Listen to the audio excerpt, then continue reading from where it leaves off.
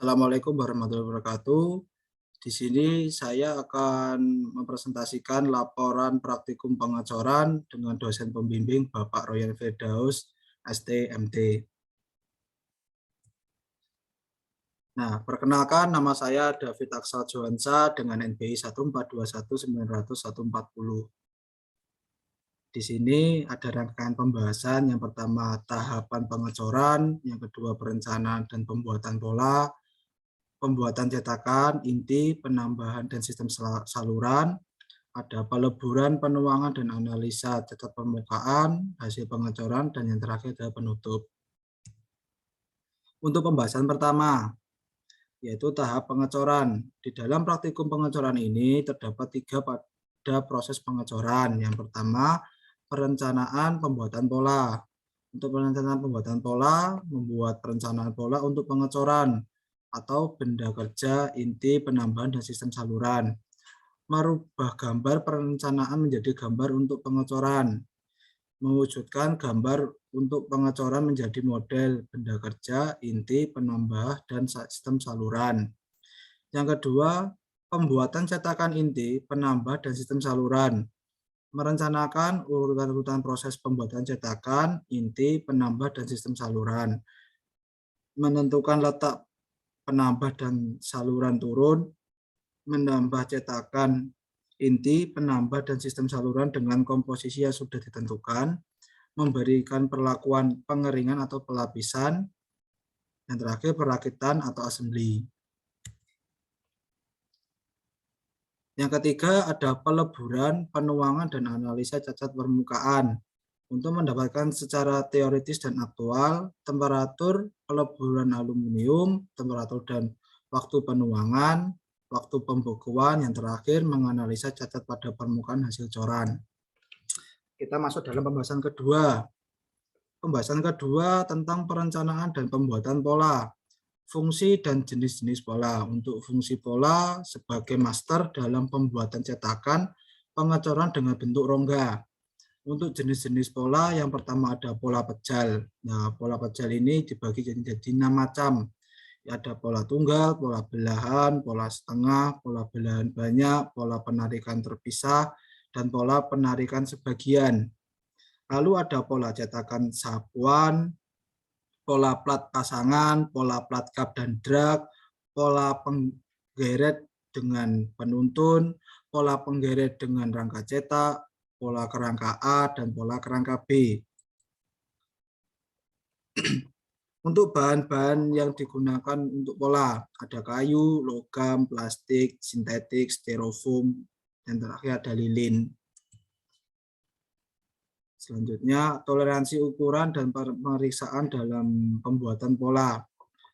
Toleransi ukuran yang digunakan dalam pembuatan pola, yang pertama toleransi untuk ukuran pola untuk mengantisipasi penyusutan, yang kedua toleransi ukuran pola untuk pengerjaan mesin, yang ketiga toleransi kemiringan pola, yang keempat toleransi tambahan pelenturan.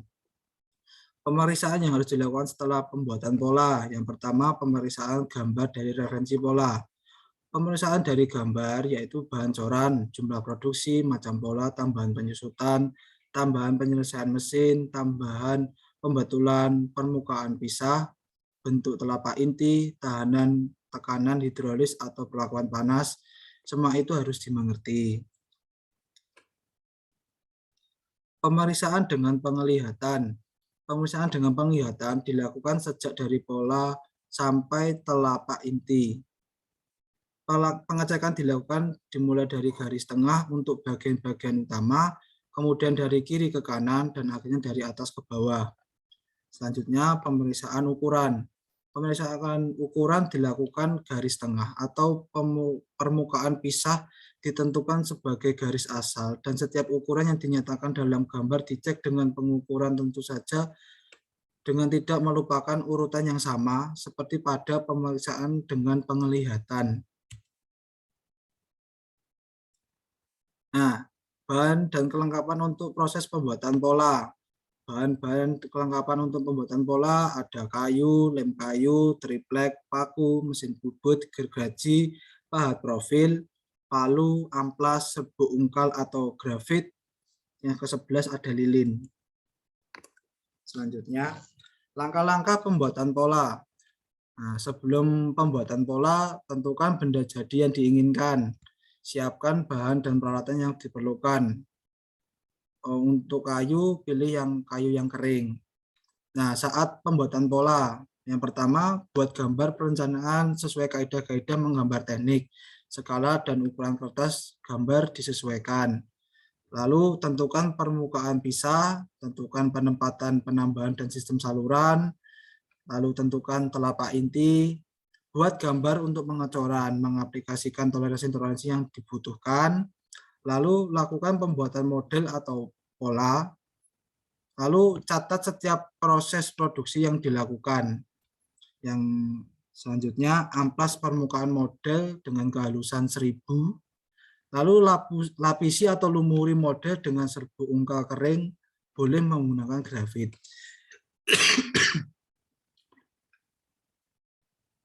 Nah, ini adalah gambar hasil pembuatan pola.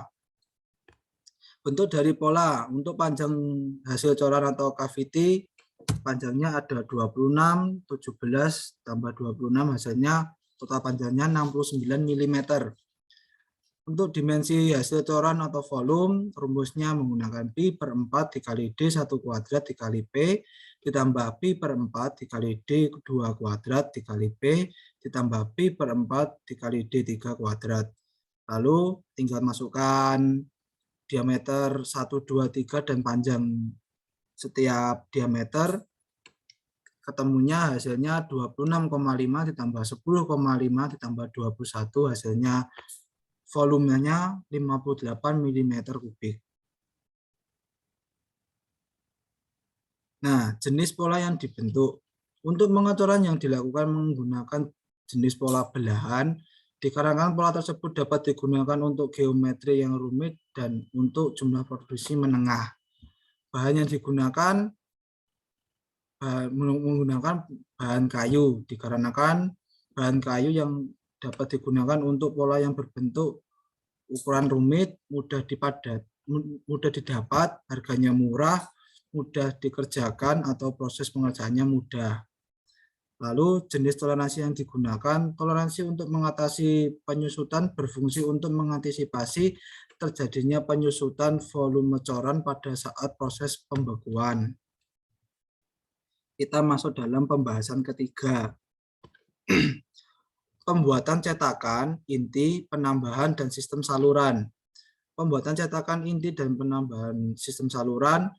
Yang pertama, cetakan inti berfungsi untuk membentuk profil di dalam maupun di luar permukaan benda dan bisa digunakan juga untuk pemisah atau pembentuk leher riser pada cetakan yang biasa disebut dengan backing core. Yang kedua, penambahan berfungsi untuk menampung kelebihan logam cair sebagai cadangan logam cair bila terjadi penyusutan dan pengumpan untuk menyuplai cairan logam kepada produk cor bila terjadi penyusutan. Yang ketiga, sistem saluran berfungsi untuk menyalurkan cairan logam ke dalam rongga cetak dalam waktu tertentu dengan aliran tenang dan bebas dari terak. Nah, untuk bahan untuk cetakan, bahan-bahan yang dapat digunakan untuk cetakan inti, penambahan, dan saluran menggunakan pasir CO2, pasir pepset, pasir furan, pasir kroning atau RCS. Persyaratan yang digunakan, persyaratan pasir cetak yang pertama mudah dibentuk atau plastis dan tidak mudah gugur atau rontok. Yang kedua mempunyai permeabilitas, yang ketiga tahan terhadap suhu tinggi, mempunyai distribusi butir pasir yang sama, yang terakhir bisa digunakan berulang-ulang. Persyaratan untuk inti, penambahan, dan sistem saluran, yang pertama syarat inti adalah mampu menahan gaya dorong cairan dan menahan suhu cairan, lebih masif dari pasir pengisi. Yang kedua syarat penambah adalah mampu menampung cairan logam bila terjadi penyusutan dan pengumpan. Yang ketiga, syarat dari sistem saluran adalah mampu mengalirkan cairan dengan turbulensi dan aspirasi gas serninimum mungkin untuk mencegah erosi pasir dan terperangkapnya gas. Selanjutnya, tahap proses pembuatan cetakan. Yang pertama, timbang bahan-bahan, lalu buat rangka cetak, lalu papan cetakan diletakkan pada lantai yang rata dengan pasir yang tersebar mendatar. Pola dan rangka cetakan untuk drag diletakkan di atas papan cetakan. Rangka cetakan harus cukup besar sehingga tebal pasir 30-50 mm. Lalu letakkan saluran menurun. Pasir muka yang telah diayak ditaburkan untuk menutupi permukaan pola dalam rangka cetak. Lapisan pasir muka dibuat setebal 30 mm. Pasir cetak ditimbun di atasnya dan dipadatkan dengan penumbuk.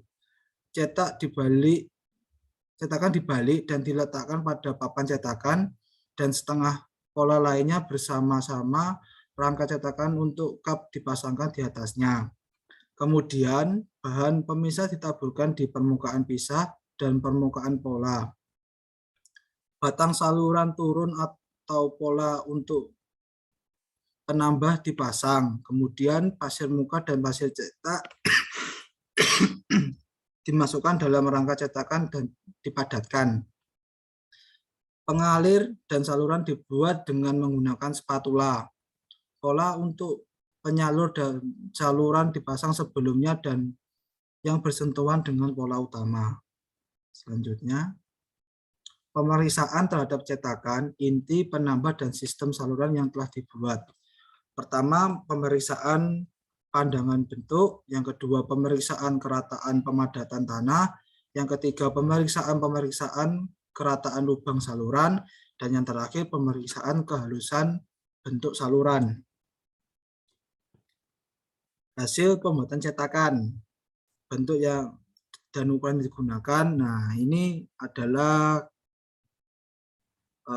gambaran letak di mana benda kerja, lalu ada runner spur, ada riser. Nah, untuk benda itu yang ada V1, V2, V3 itu, nah runner spur, ada riser spur, itu buat penuangan. Nah, untuk panjang saluran, runner ditambah riser, ditambah panjang cavity. Untuk runner sendiri panjangnya 40 mm, untuk riser 35 mm, panjang cavity 69 mm. Nah, untuk panjang saluran 40 ditambah 35 tambah 69, ketemunya 144 mm. Untuk dimensi rongga cetakan, panjangnya 30 cm, lebarnya 10 cm, dan tingginya 5 cm. Untuk dimensi saluran turun, diameter atas 2 cm, diameter bawah 1 cm. Untuk tingginya 8 cm.